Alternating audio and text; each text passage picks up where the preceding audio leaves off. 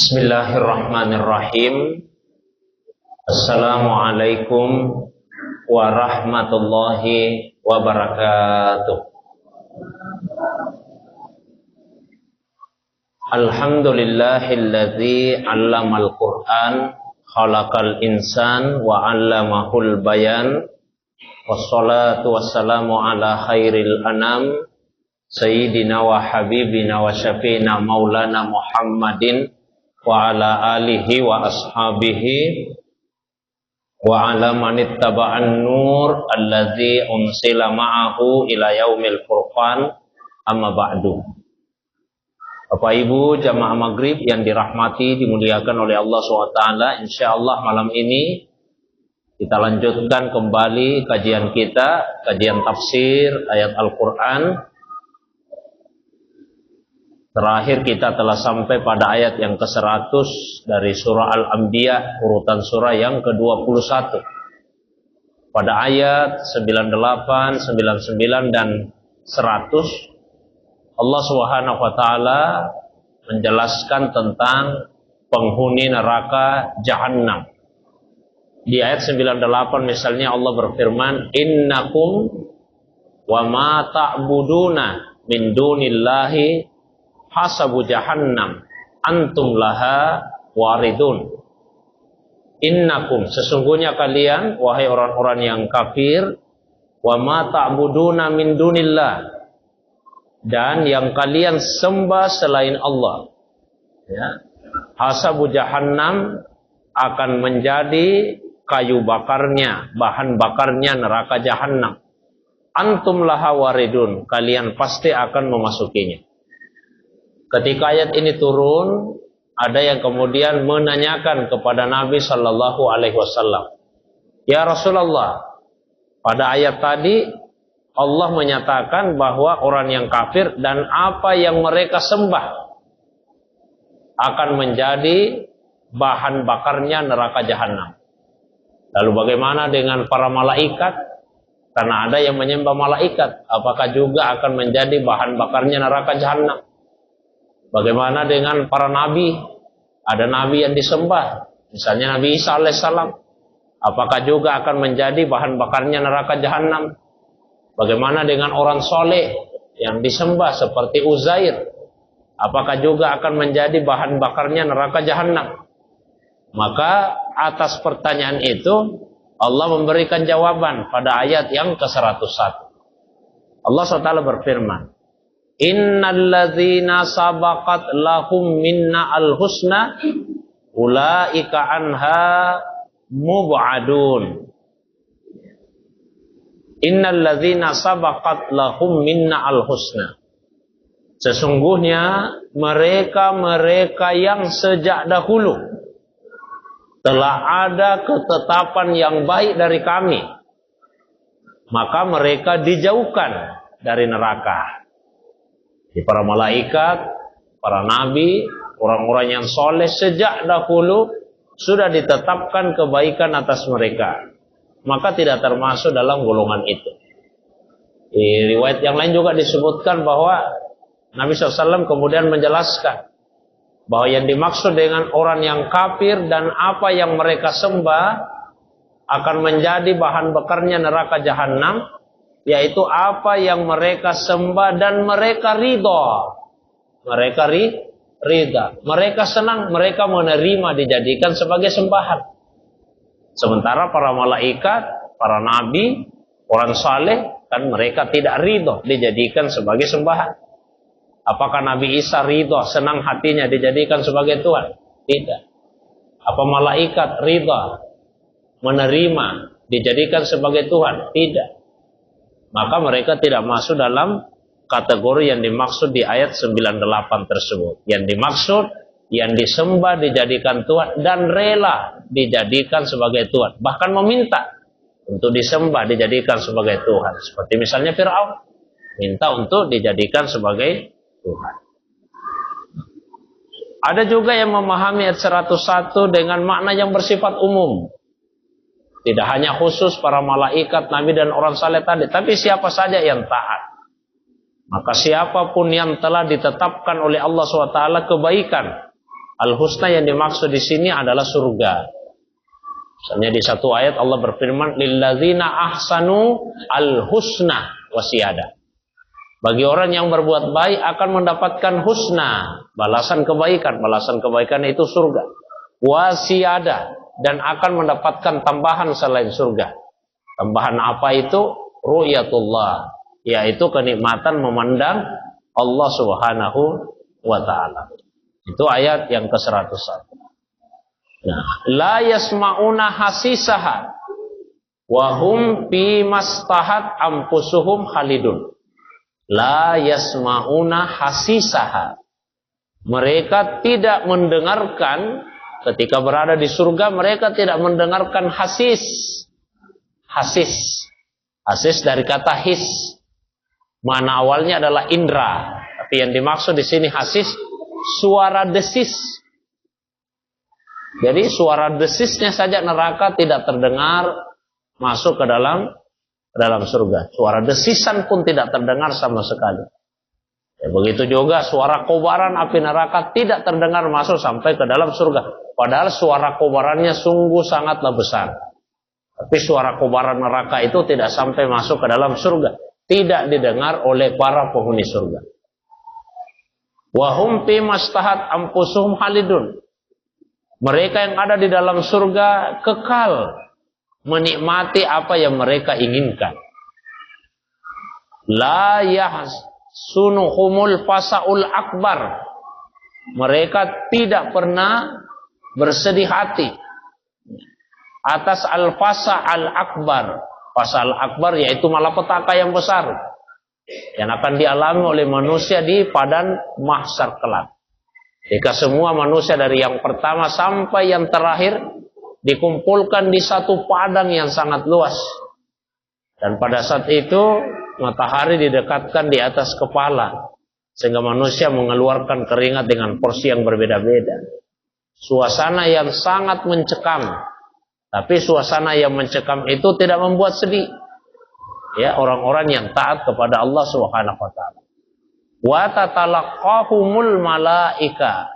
Para malaikat menyambut kedatangan mereka. Ketika masuk surga disambut oleh para malaikat sambil berkata, "Hadza yaumukumul ladzi kuntum tu'adun."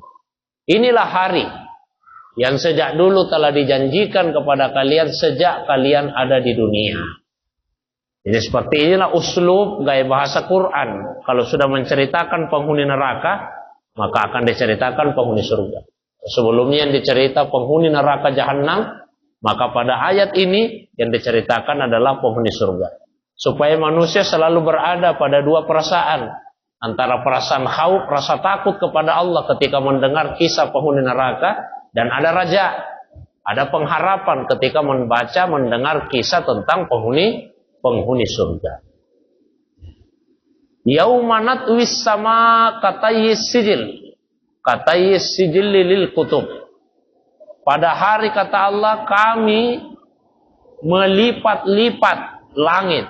Langit dilipat-lipat nanti oleh Allah SWT melalui para malaikat tentunya. Katayis sijil lil kutub, seperti melipat lembaran-lembaran kertas yang ada dalam satu buku. Satu buku, Pak, lembaran-lembaran kertasnya dilipat-lipat semudah itu. Langit akan dilipat-lipat nanti oleh para malaikat. Itu menunjukkan betapa mudahnya langit ini dilipat oleh para malaikat. Kama bada'na awwala khalqin nu'iduhu. Sebagaimana kami telah memulai penciptaan, begitulah kami akan mengulanginya. Kama bada'na awwala khalqin nu'idu. Sebagaimana kami telah memulai menciptakan manusia, begitulah kami akan mengulangi.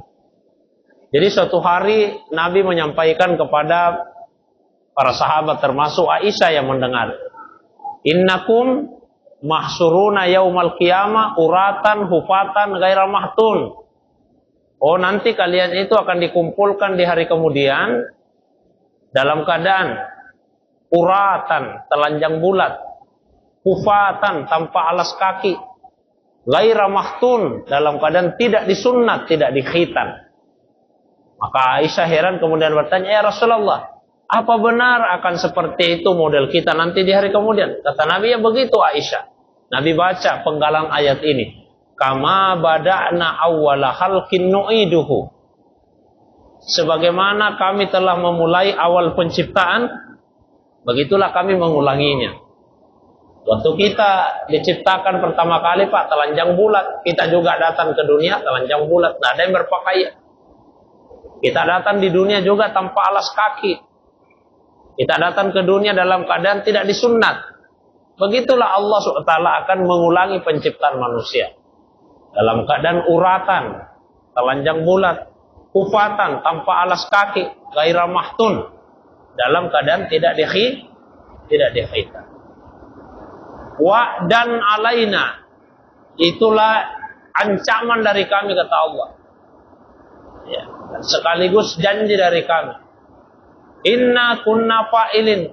Kami pasti akan melaksanakannya. Apa yang telah kami janjikan, kata Allah, pasti kami akan melaksanakannya. Walaqad katabna fis sabur min ba'di dzikri annal arda yarisuha ibadiyas solihun. Annal arda yarisuha ibadiyas solihun. Walaqad katabna, sungguh kami telah menetapkan fis sabur.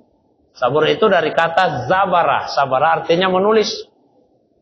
Berarti sabur kitab tulisan. Minimal dua pendapat ulama kita. Apa yang dimaksud dengan sabur di dalam ayat ini? Pendapat pertama yang membatasi sabur yang dimaksud di sini adalah kitab yang diturunkan kepada Nabi Daud alaihissalam. Namanya sabur. Pendapat kedua mengatakan sabur yang dimaksud semua kitab yang diturunkan kepada Nabi yang manapun. Jadi sabur maknanya adalah kitab. Kitab suci. Kitab suci apa saja. Bagi yang membatasi sabur dalam arti kitab yang diturunkan kepada Nabi Daud, maka mereka memaknai walaqad katabna fis sabur. Kami telah menetapkan di dalam kitab sabur mim ba'di dzikri. Setelah sebelumnya telah kami tetapkan pada az-zikir. Maka yang dimaksud az-zikir Taurat. Ya, jadi kami telah menetapkan di dalam kitab sabur setelah kami juga menetapkannya di dalam kitab Taurat.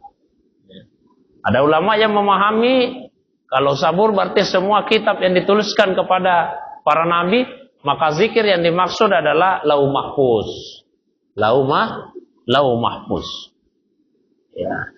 Sungguh kami telah menetapkan dalam semua kitab-kitab suci yang diturunkan kepada para nabi.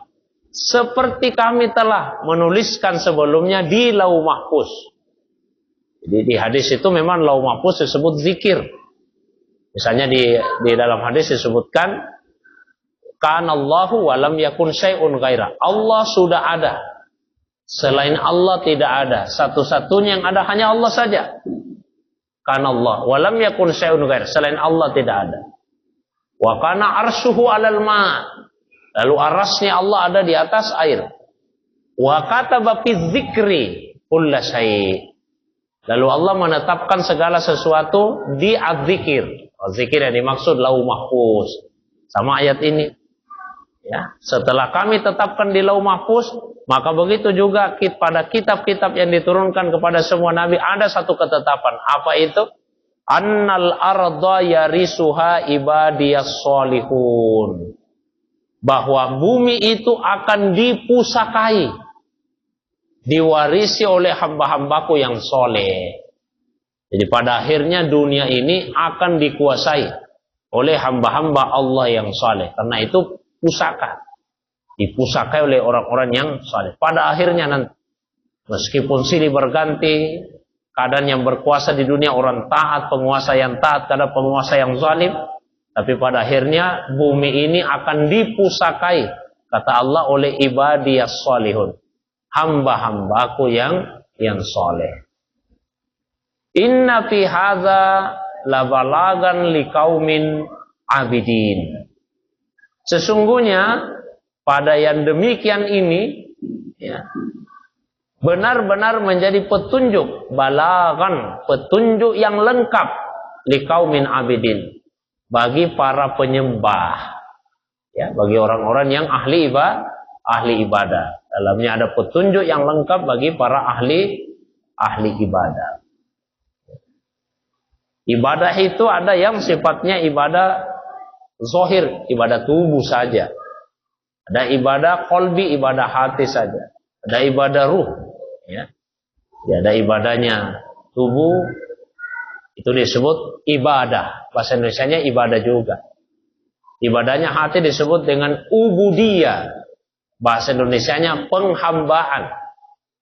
Sementara ibadahnya ruh disebut dengan abudah. Nah, ini kita tidak temukan padanannya dalam bahasa Indonesia.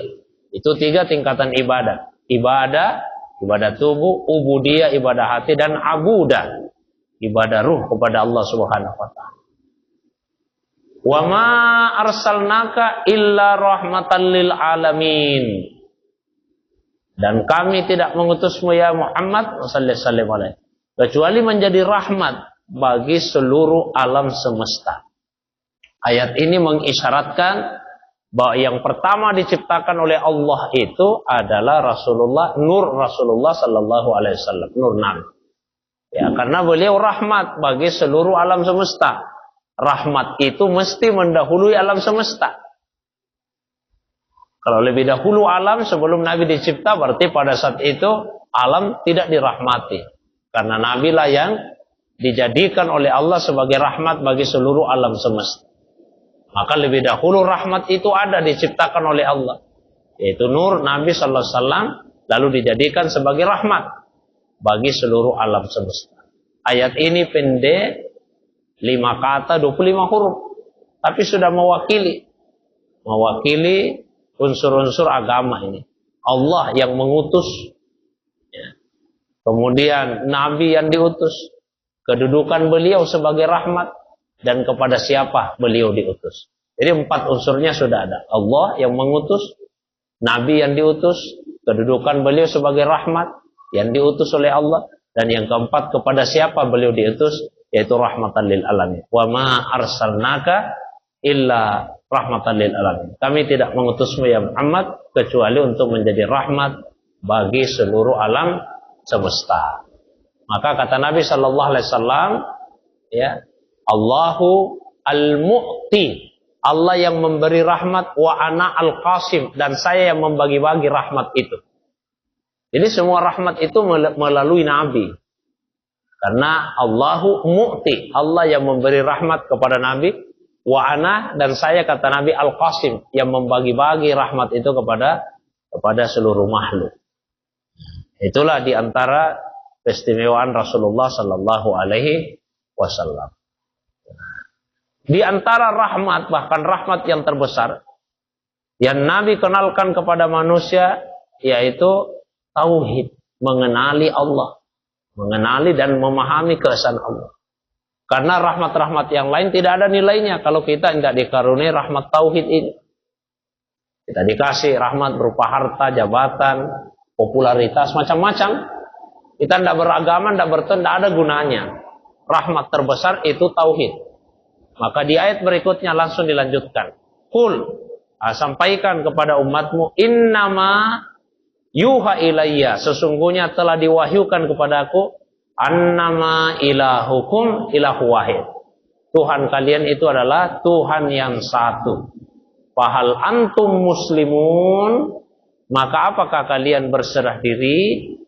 Fa in tawallau, jika mereka berpaling, faqul, ucapkanlah, azantum ala sawa, azantum ala sawa, aku telah menyampaikan ajaran yang sama. Wa in adri aqaribun am ba'idun ma tu'adun, dan saya tidak tahu apakah ancaman Allah kepada kalian itu sudah dekat waktunya atau masih jauh. Saya kira itu beberapa ayat yang saya bacakan pada malam ini